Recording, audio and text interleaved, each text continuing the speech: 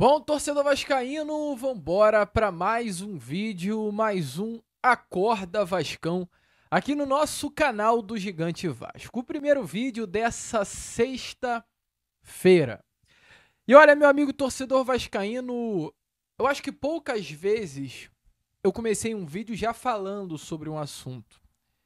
E esse Acorda Vascão não poderia ser diferente, pois ontem eu fiquei até tarde assistindo a seleção brasileira e a seleção argentina se enfrentando numa partida do Campeonato Sul-Americano Sub-20.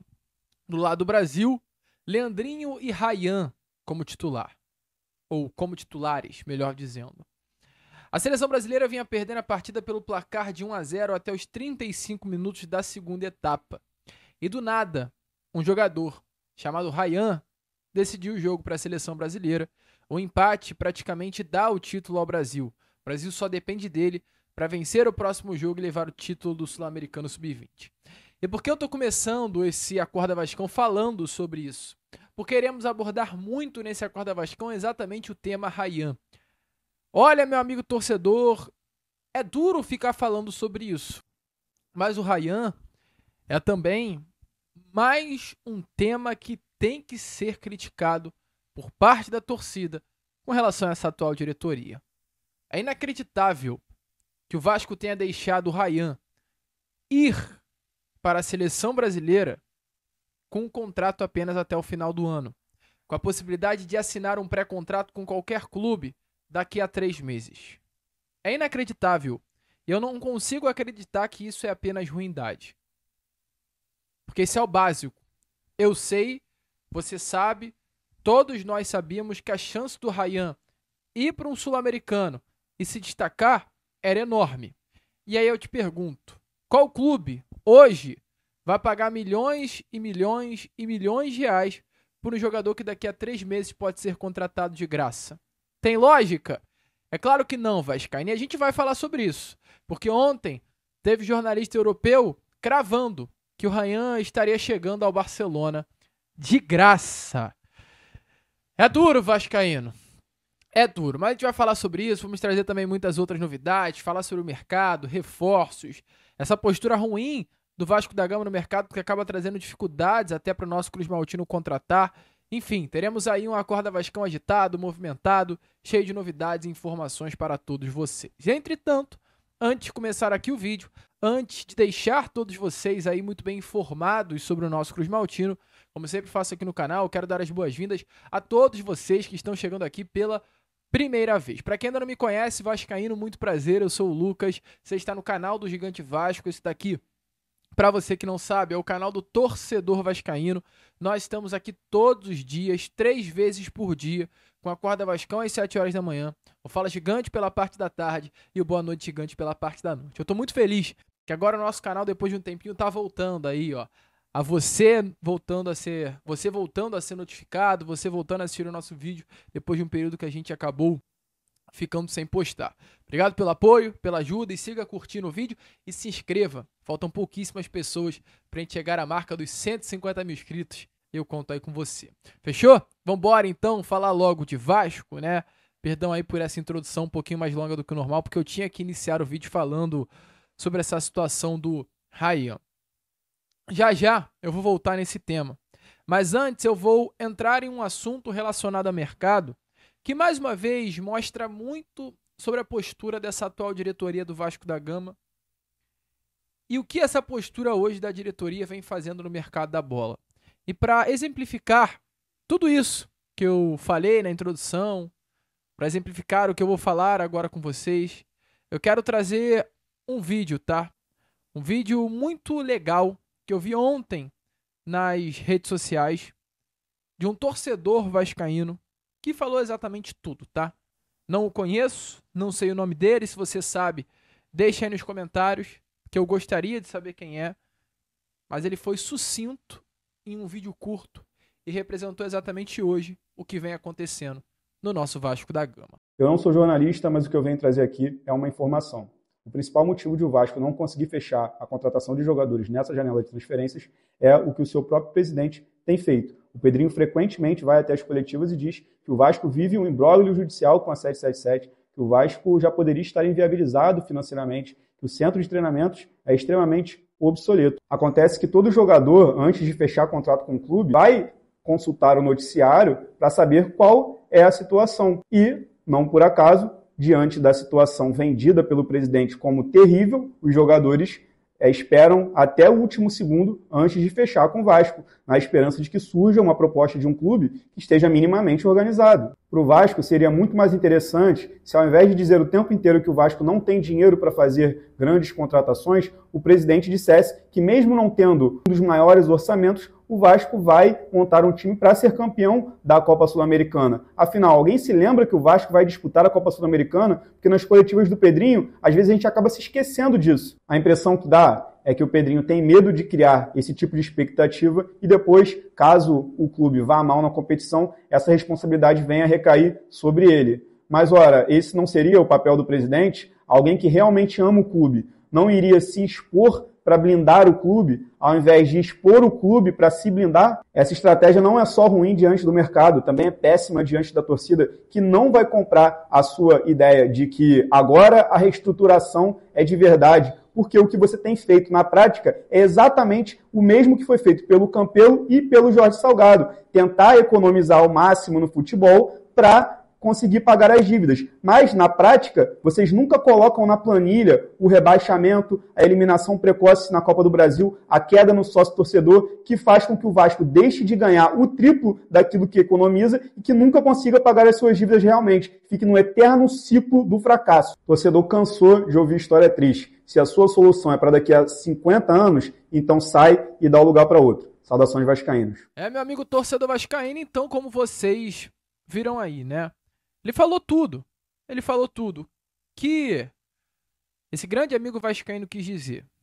A partir do momento que o Pedrinho chega no mercado e fala que o Vasco tá sem dinheiro, qual jogador vai querer vir pro Vasco? Qual é a certeza que o Pedrinho dá para um atleta, diante de tudo que ele fala, que não há grana, que não há dinheiro, de ter salários em dias? Qual é a certeza de um clube em fazer negócio com o Vasco diante de tudo que o Vasco está falando? Por exemplo, qual é a certeza do Palmeiras em fazer negócio com o Vasco da Gama pelo Rony, de que o Vasco vai pagar? Se o Pedrinho, em várias entrevistas, ele diz que não tem dinheiro. E, é claro, além disso, situações da própria venda da SAF.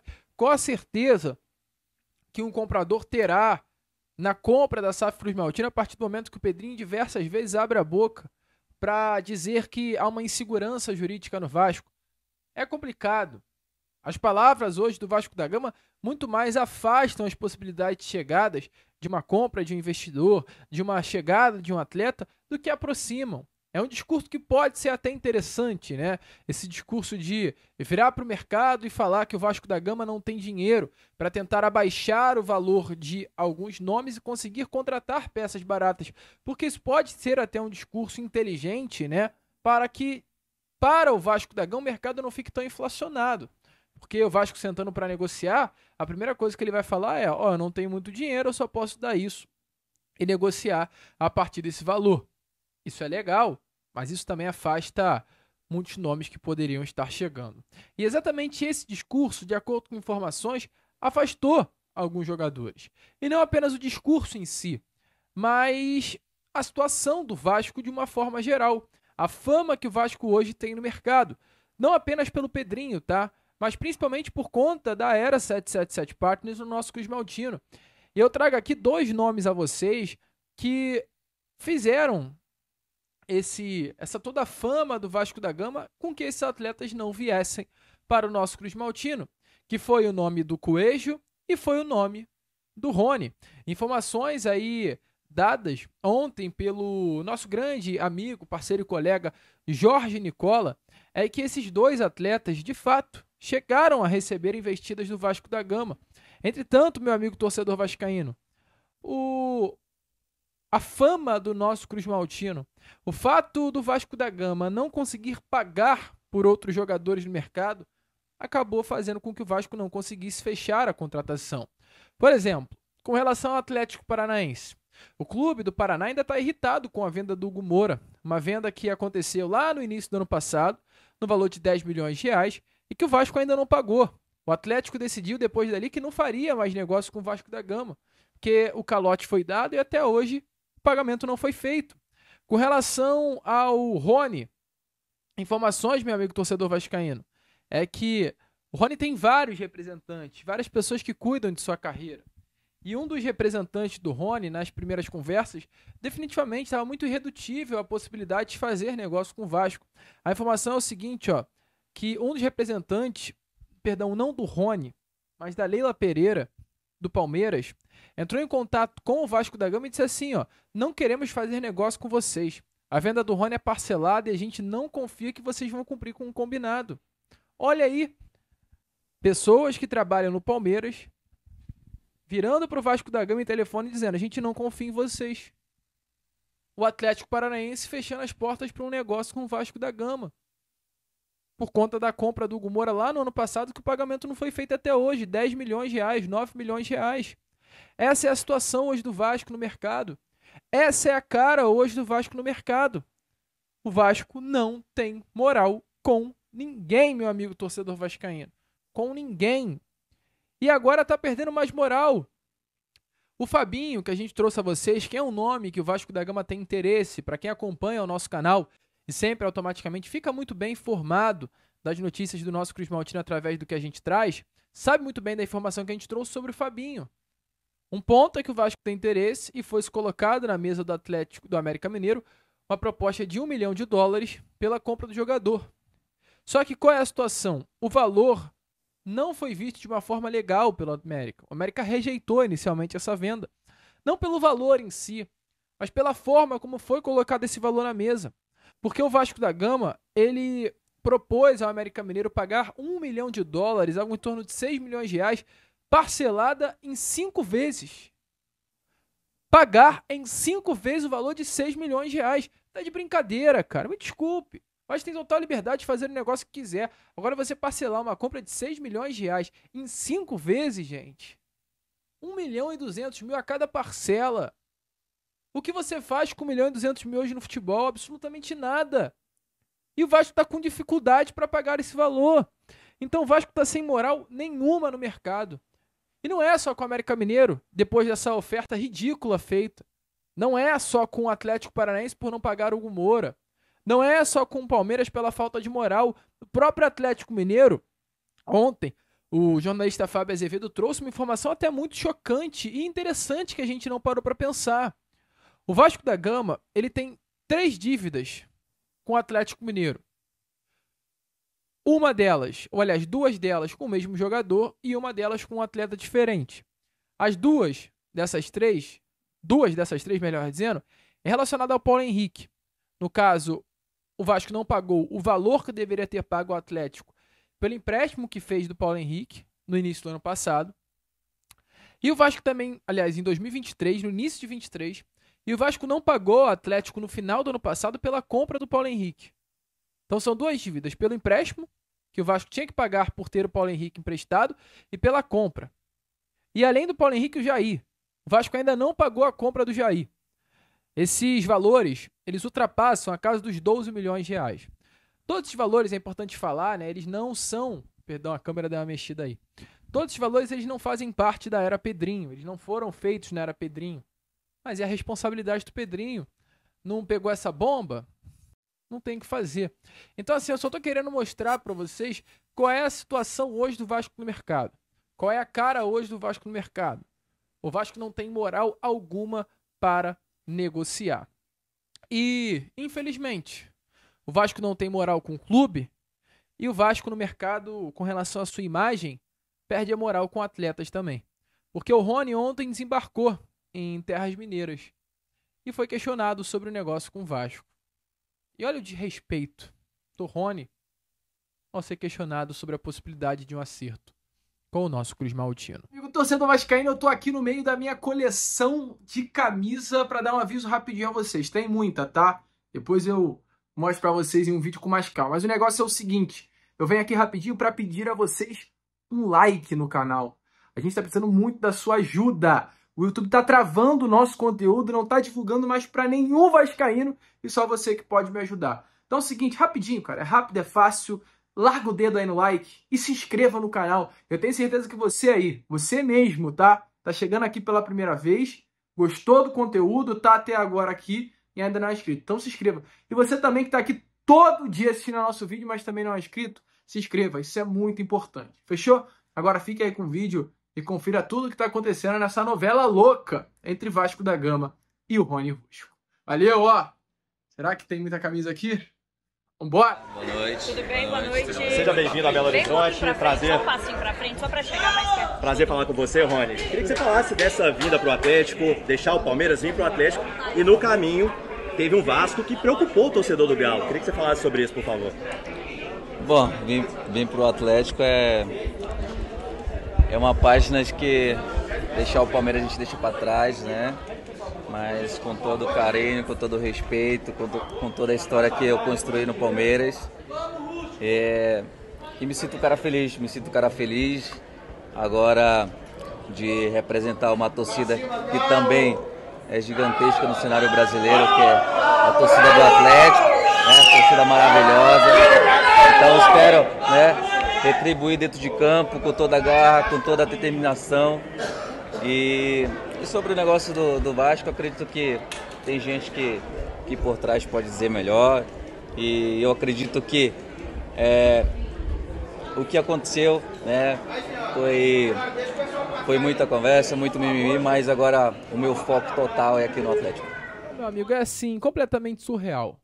Completamente surreal. A imagem do Clube de Regatas Vasco da Gama definitivamente está lá no chão. Está lá no chão. Volto a repetir o que eu sempre falo com vocês. Grande responsável por todo esse momento do Vasco da Gama tem nome e sobrenome. É a empresa 777 Partners. Mas a minha pergunta é o que o Pedrinho tem feito de grandioso para tentar pelo menos recuperar um pouco dessa imagem. E eu me pergunto, tá? Não é uma pergunta já com resposta não, porque definitivamente eu não tenho uma resposta. O que o Pedrinho hoje tem feito para tentar recuperar essa imagem? Eu gostaria de saber. Eu sei o trabalho muito bom que ele fez de recuperação na temporada passada, no meio do ano passado, pegar o Vasco do jeito que estava, virar a chave, tudo isso eu faço sempre questão de exaltar e aplaudir aqui no canal. Mas hoje, dia 14 de fevereiro, o que ele fez lá atrás já vai completar um ano. Hoje, dia 14 de fevereiro, qual é o plano? Qual o projeto? Qual é a proposta? O que tem de interessante para o torcedor? O torcedor está cansado de ouvir falar de planilha, de limitação financeira, de cortar gastos.